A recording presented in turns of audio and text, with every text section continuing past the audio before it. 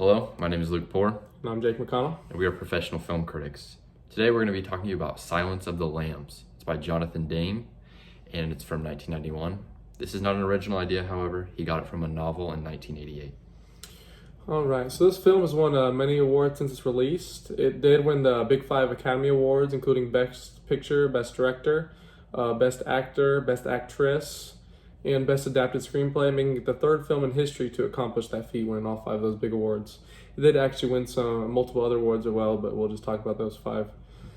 So, in summary, Claire Starling, she's a FBI agent training in the academy. Her boss, Jack Crawford, wants Khalees to interview Dr. Hannibal Lecter, a brilliant psychiatrist who is also a violent sociopath, serving life behind bars for various acts of murder and cannibalism. Crawford believes that Lecter may have insight into a case and that Starling, as an attractive young woman, may be just the bait to draw him out.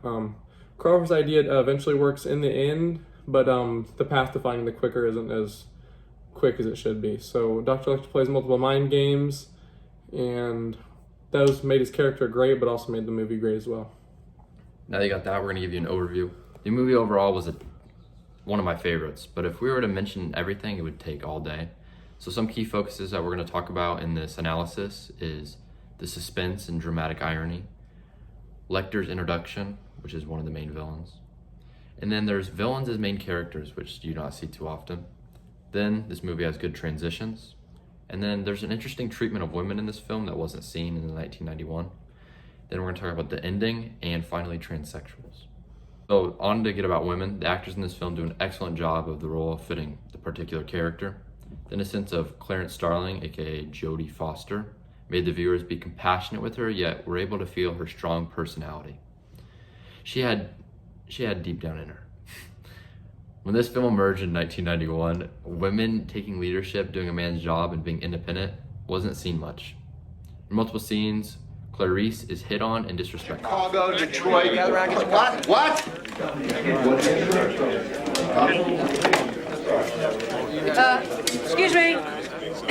Excuse me, gentlemen, you officers and gentlemen, listen here now. There's things we need to do for her. I know that y'all brought her this far and that her folks would thank you if they could for your kindness and your sensitivity. And now, please, go on now, let us take care of her. Go on now. So this film helped show just because someone is a girl doesn't mean they're any less of a person. They're able to compete and have strong emotions just as men do. Okay, so there was lots of suspense built up as Anthony Hopkins, who played Dr. Lecter, as he was introduced. So it couldn't have been any better. He really acted the part very well, and his introduction at the beginning was definitely one of the best of all time.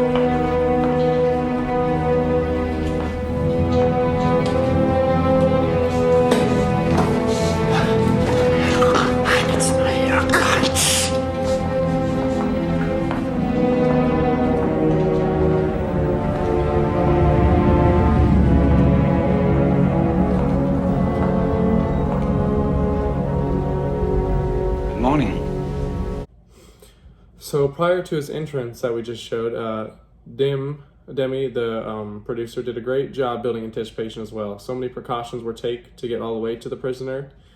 Chilton, he's the owner of the facility, shows Khalees a photo and mentions all the horrific things Dr. Lecter did to the poor lady on the photo. The film does not show it, which leaves viewers, wondering the worst of the worst, like what could have been on that photo. So Crawford also mentions at the beginning of the film not to tell Lecter any personal information. The camera zooms in on his face. This is before the entrance, and it ends up being a very important statement later on within the movie. Now we're going to get on to the dramatic irony / a quote that we have. So Ebert mentions in his review that all the horrific material the film contains, not only cannibalism and skinning of people, but also kidnapping, being trapped in the bottom of a well, decomposing corpses, large insects, being lost in the dark, being tracked by someone you cannot see, not being able to get people to believe you, creatures who jump from the shadows, people who know your deepest secrets, doors that slam shut behind you, beheadings, and bizarre sexual perversions. With all these scary aspects, dramatic irony played a significant role in this film's success. Viewers were constantly left on edge. Here's a clip to show that.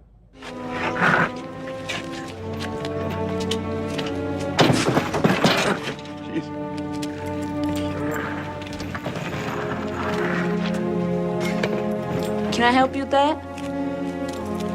Would you? Sure. Thank you. That's all right. You look kind of handicapped. Yeah. I got it this far, I just can't get it up in the truck. So, here, let's grab this. Oh, Okay. good. Just set it down. That's good.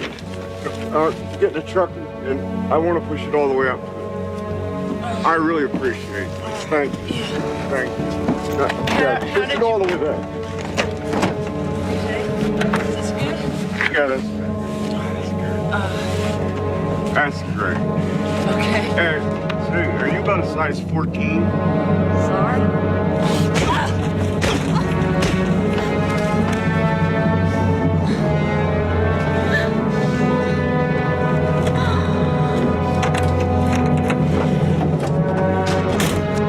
We all know the man in the van is Buffalo Bill.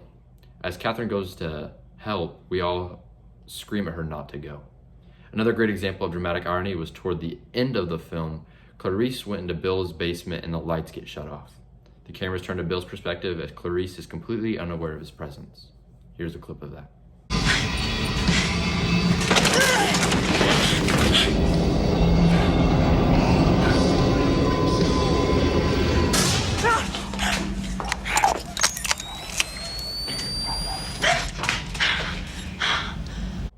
There were various other examples, but these two stood out the most to both of us.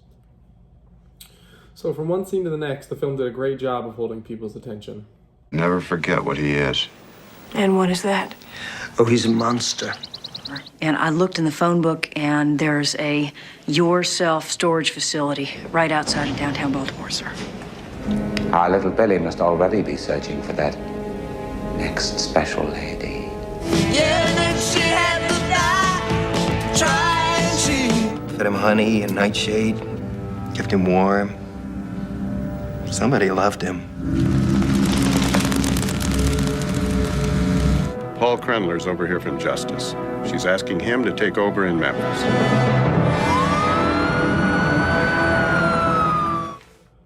The film saved a multitude of time while keeping viewers attentive to the overlapping transitions. The best one that was done a bit differently was definitely the doorbell scene.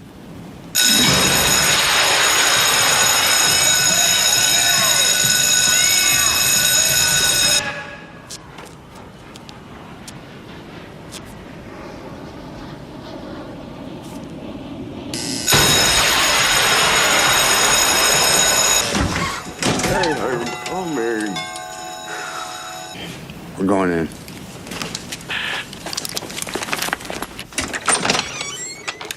Good afternoon. Sorry to bother you. The police are knocking and ringing, and Buffalo Bill opens the door up to Agent Sterling. The police ended up raiding the wrong house, and Clarice was left alone. This transition was phenomenal, as it left viewers wondering and sympathizing for Clarice, as she was all alone and all the FBI agents were somewhere else. Now that we mentioned previously about the villains in this, the interesting aspect is this film has two villains as main characters, those two being Dr. Lecter and Buffalo Bill. Each one of them possesses some sort of unique characteristic. Dr. Lecter is a highly intelligent psychiatrist, and he enjoys playing mind games on everybody he comes in contact with. While Buffalo Bill is just disturbed and erratic. He's kidnapping women and creating a suit of all their skin. He is sexually confused and trying to become a transvestite. This sort of transsexual behavior was not normal at the release of this film. Demi used this to his advantage to create a scary antagonist, so to speak. Both terrifying and different criminals that play a large role within this movie. All in all, Silence of the Lambs was a phenomenally directed film. Everything about it was great, all the way down to the details that the director chose. As professional critics, me and Jake McConnell, we rate this a 9.3 out of 10. Thanks for watching.